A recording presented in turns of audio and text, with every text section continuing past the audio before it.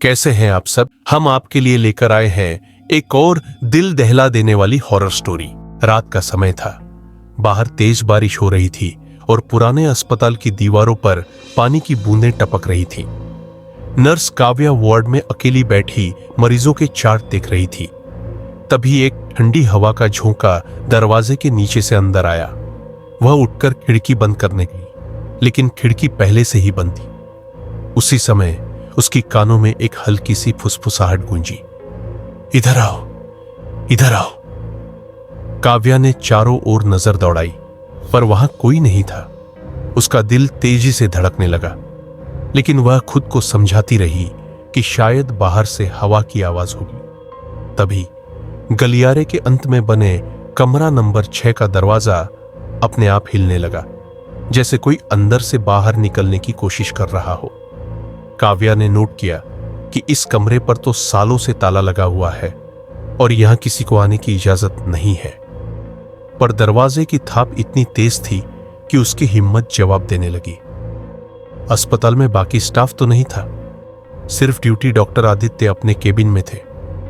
काव्या ने तय किया कि पहले उन्हें जाकर बता दे, लेकिन जैसे ही वह कमरे से बाहर निकली, उसे लगा कि उसके पैरों के नीचे पानी फैलने लगा है। उसने नीचे देखा, फर्श पर कोई रिसाव नहीं था, लेकिन उसके पैरों के चारों ओर कंदला बदबूदार पानी जमा हो गया था। वह चौंक कर पीछे हटी और पानी पल भर में गायब हो गया। काव्या समझ नहीं पा रही थी कि यह सब क्या हो रहा है। वह तेजी से डॉक्टर आदित्य के पास पहुंची और सारी बात बताई। आदित्य ने हंसते हुए कहा, काव्या, यह तुम्हारा वहम है। कमरा नंबर 6 को 20 साल पहले बंद कर दिया गया था। लेकिन उनकी आंखों में हल्की सी घबराहट साफ झलक रही थी, जिसे काव्या ने नोटिस कर लिया। बारिश और तेज हो चुकी थी और बिजली कभी कभी झपकने लगी थी। आदित्य ने काव्या को शांत करने के लिए चाय बनाने को कहा, लेकिन तभी अस्पताल के इंटरकॉम से एक अजीब सी सीटी जैसी आवाज आने लगी। इंटरकॉम में किसी ने धीमी आवाज में कहा, तुम यहां क्यों आई हो? यहां से निकल जाओ, वरना। काव्या का चेहरा पीला पड़ गया। आदित्य ने इंटरकॉम उठाकर जवाब देने की कोशिश की, लेकिन वहां सिर्फ पानी की गड़गड़ाहट सुनाई दे रही थी। अचानक वार्ड के सभी बल्ब एक साथ बुझ गए और अस्पताल घुप अंधेरे में डूब गया। मोबाइल की टॉर्च जलाकर आदित्य और काव्या वार्ड की ओर बढ़े। तभी गलियारे में पानी टपकने की आवाज गूंजने लगी। टप टप टप। टॉर्च की रोशनी आगे डाली तो दीवार पर गीले हाथों के निशान दिखाई दिए, जो ऊपर से नीचे की ओर खिसक रहे थे।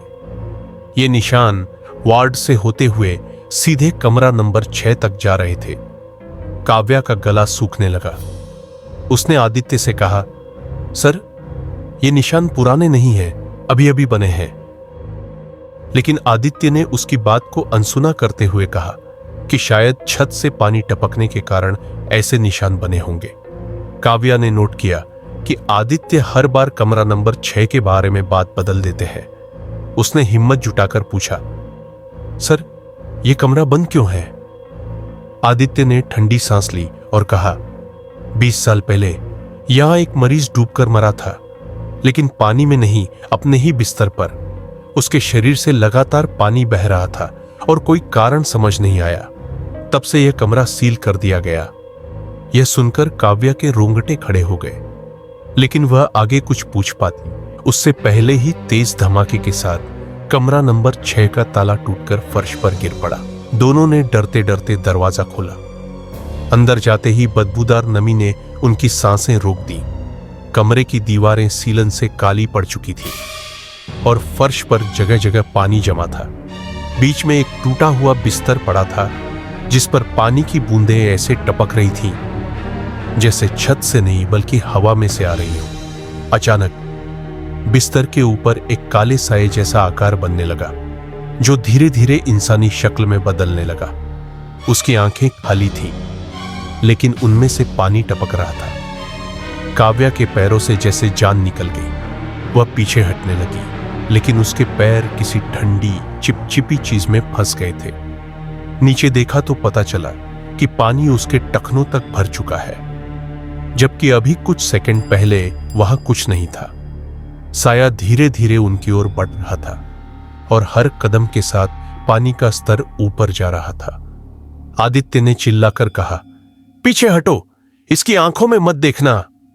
लेकिन काव्या ने जैसे ही उसकी आंखों में झांका, उसके शरीर में एक ठंडक फैलने लगी और उसकी सांसें भारी हो गईं। आदित्य ने काव्या को पकड़कर कमरे से बाहर खींचा और दरवाजा बंद करने की कोशिश की, लेकिन पानी जैसे दरवाजे की दरारों से रिसकर बाहर आने लगा। पूरे गलियारे में पानी फैल गया था। अचानक इंटरकॉम फिर से बजा और उसी भयानक आवाज ने कहा, अब तुम भी यहीं रहोगे, हमेशा के लिए। आदित्य के माथे पर पसीना आ गया। उसने कहा, ये वो नहीं, ये जो भी है हमारे नाम जानता है। काव्या ने कांपते हुए पूछा, सर आप सच्चाई जानते हैं ना, बताइए। आदित्य ने धीरे धीरे कहा, 20 साल पहले जो मरीज मरा था उसका नाम अर्नव था। उसका इलाज मैंने किया था, लेकिन वो डूबकर नहीं मरा था। उसे यहां लाया गया था जब वो बारिश में नदी में बह गया था। हमने उसे बचाने की कोशिश की, लेकिन उस रात इस कमरे में पानी खुद ब खुद भरने लगा और उसने अर्नव को अपनी गिरफ्त में ले लिया। मैंने उसकी आंखों में जो देखा वो इंसान नहीं था। काव्या ने कहा, तो आपने पुलिस को क्यों नहीं बताया? आदित्य ने सिर झुका लिया, क्योंकि पुलिस ने खुद इस कमरे को सील कर दिया था और मुझसे कहा था कि कभी इसका जिक्र मत करना। लेकिन लगता है अर्नव की आत्मा अब चैन से नहीं है। तभी पीछे से एक जोरदार छींटा पड़ा और दोनों ने मुड़कर देखा। गलियारे के बीचों बीच पानी से बना एक चेहरा उभर रहा था और वो चेहरा हंस रहा था। चेहरे की हंसी कानों को चीर देने वाली थी। फिर अचानक पानी की धार ने काव्या को पकड़ लिया और उसे घसीटते हुए कमरा नंबर 6 की ओर ले जाने लगी। काव्या चीख रही थी, लेकिन उसका शरीर पानी में धंसता जा रहा था। आदित्य ने उसके हाथ पकड़ने की कोशिश की, लेकिन पानी में से निकले ठंडे पारदर्शी हाथों ने उसे पीछे धकेल दिया। आदित्य को याद आया कि अर्नव की आत्मा पानी के जरिए लोगों को कैद कर लेती है। उसने दौड़कर स्टोर रूम से एक पुरानी लालटेन निकाली और उसे जलाया। कमरे के अंदर जाते ही उसने लालटेन का तेज प्रकाश पानी पर डाला, जिससे साया पीछे हटने लगा। लेकिन तभी साय ने आदित्य से कहा। आदित्य ने पूरी ताकत से लालटेन काव्या और साय के बीच रखी, जिससे अचानक तेज रोशनी फैली और पानी भाप बनकर उड़ने लगा। काव्या फर्श पर गिर गई। हाँफ रही थी, लेकिन उसकी आंखें बदल चुकी थीं। उनकी पुतलियां पूरी तरह पानी के नीले रंग में डूबी हुई थीं। आदित्य ने महसूस किया कि काव्या के भीतर अब अर्नव का अंश मौजूद है।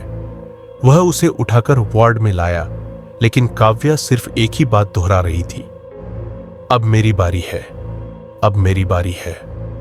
उसके होंठों से पानी टपक रहा था और फर्श पर छोटे छोटे पानी के गड्ढे बन रहे थे। बाहर बारिश रुक चुकी थी, लेकिन अस्पताल के अंदर पानी अब भी बह रहा था। आदित्य को समझ आ गया था कि ये अंत नहीं, बल्कि शुरुआत है। अब कमरा नंबर 6 की दीवारें सील नहीं रहेंगी और अगला शिकार शायद वह खुद होगा। दूर इंटरकॉम पर फिर वही आवाज गूंजी, एक और आ गया, स्वागत है। हम बहुत मेहनत से आपके लिए ये वीडियो बनाते हैं, लेकिन अफसोस कि आपको पसंद तो आता है, पर आप सपोर्ट नहीं करते। प्लीज इस वीडियो को लाइक जरूर करें। अगर आप पहली बार हमारे चैनल पर आए हैं तो सब्सक्राइब जरूर करें। और अगर आपको इस कहानी का पार्ट 2 चाहिए तो कमेंट में लिखिए पार्ट 2। आपके एक एक लाइक और कमेंट से हमें बहुत मोटिवेशन मिलता है।